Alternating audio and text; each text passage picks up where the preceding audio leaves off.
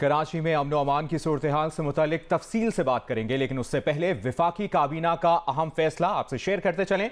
विफाकी काबीना ने सिफारती साइफर से मुतालिक ऑडियो लीक पर तहकीकात कानूनी कार्रवाई की मंजूरी दे दी है। साइफर से मुतालिक तहकीकात और कानूनी कार्रवाई FIA से कराई जाएगी। विफाकी काबीना ने 30 सितंबर को इमरान खान की साइफर से मुतालिक ऑडियो लीक पर काबीना कमेटी बनाई थी। नुमाइंदा जियो न्यूज़ अयाज अकबर यूसुफजई हमारे साथ मौजूद हैं। अयाज, क्या फैसला किया है विफाकी काबीना ने? देखिए, जो ऑडियो लीक्स पर काबीना का बहुत बड़ा फैसला आया है, जिसमें साबिक वज़ीर-ए-आज़म इमरान खान, इनके जो साथी वज़रा थे और साबिक secretary to prime minister Azam Khan के खिलाफ कानूनी कार्रवाई की बाज़ाब्ता तौर पर मंजूरी दे दी गई है। काबीना ने डिप्लोमेटिक साइफर से मुतल्लिक ऑडियो लीक्स पर FIA के जरिए तहकीकात और कानूनी कार्रवाई की भी मंजूरी दी है। काबीना ने 30 सितंबर को इमरान खान की साइफर से मुतल्लिक ऑडियो लीक पर काबीना कमेटी तश्कील दी थी और काबीना कमेटी ने 1 अक्टूबर को मुनक़दा इजलास जो हुआ था उसमें कानूनी कार्रवाई की सिफारिश भी की थी।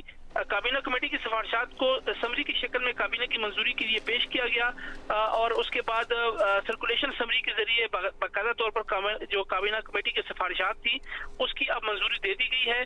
उसमें ये कहा गया है, जो सिफारिश की गई है काबीना कमेटी की जानिब से, कि ये कौमी सलामती का मामला है जिसकी कौमी मफादात पर संगीन मुज़र असरात हैं, कानूनी कार्रवाई लाजिम है।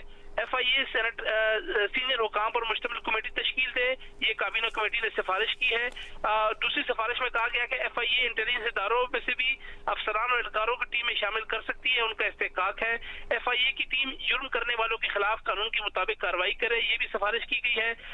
डिप्लोमेटिक साइफर से मुतल्लिक इमरान खान की जो पहली ऑडियो थी वो 28 सितंबर को मंजराम पर आई थी और डिप्लोमेटिक साइफर से मुतल्लिक इमरान खान की दूसरी जो ऑडियो थी वो 30 सितंबर को मंजराम पर आई थी। ऑडियो लीक्स पर इमरान खान, आजम खान, शाह महमूद कुरैशी, असद उमर साइफर तब्दील करने के हवाले से आपस में मशवरा कर रहे थे। इस हवाले से काबीना कमेटी ने अपनी सिफारिशात जो है वो काबीना में पेश की गई। सर्कुलेशन समरी के जरिए कार्रवाई के हवाले से मंजूरी दे दी गई है। बाज़ाब्ता तौर पर अब FIA जो है वो कार्रवाई का आगाज करेगी और FIA की ये इस्तेहकाक है, अगर वो इंटेलिजेंस इदारों में से किसी को भी किसी इंटेलिजेंस इदारे की मामलत हासिल करना चाहे या उनके एहलकारों को कमेटी में शामिल करना चाहे वो कर सकते हैं। ठीक है, FIA अब कार्रवाई का आगाज करेगी। आपने तफसीलन अपडेट किया। अयाज अकबर यूसुफजई, शुक्रिया।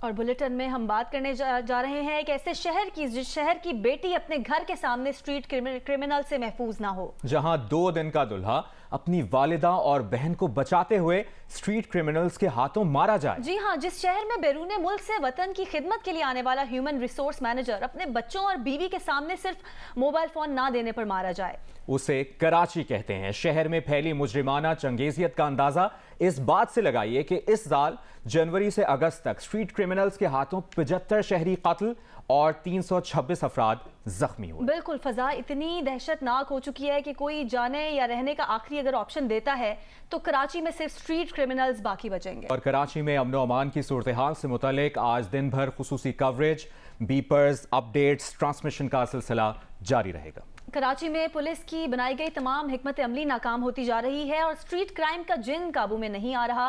शहर का सबसे ज़्यादा मुतासरा इलाका है कोरंगी और यहाँ से रिपोर्ट कर रहे हैं नुमाइंदा जियो न्यूज़ काशिफ मुश्ताक। काशिफ, अगर हम पिछले साल को ही देखें तो कोरंगी की ओवरऑल क्या अपडेट रही है क्राइम रेट के हवाले से?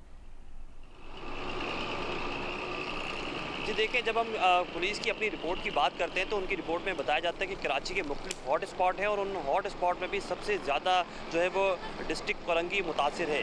डिस्ट्रिक्ट कोरंगी की भी अगर हम बात करें तो मुख्तलिफ हॉट स्पॉट को निशानदही किया गया है, लेकिन उन इलाकों में, उन सड़कों पर या उन चौरंगियों के करीब जो है वो पुलिस की नफरी तैनात नहीं की जाती है जहाँ वारदातें होती हैं।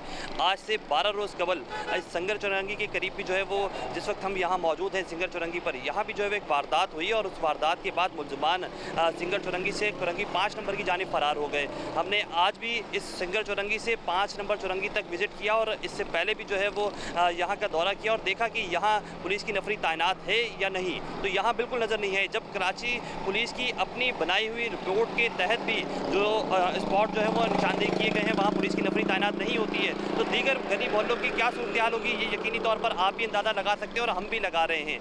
न सिर्फ यहाँ बल्कि कराची के मुख्तलिफ इलाकों की इसी तरह की सूरत हाल है। पुलिस की नफरी जो है वो जब मुकाबला हो जाता है, जब शहरी कोई डाकू पकड़ लेते हैं तो उसके बाद पुलिस की नफरी उस स्पॉट पर पहुंचती है और उस मुकाबले को देखती है, या फिर जो शहरियों ने डाकू पकड़ा हुआ होता है तो उससे जो है वो अपने खाते में रजिस्टर्ड करती है, फिर अपने ही खाते में उस पर FIR की जाती है और उस डाकू को जो है आगे प्रोसेस किया जाता है। तो ये तमाम तर चीज़ें हो रही हैं।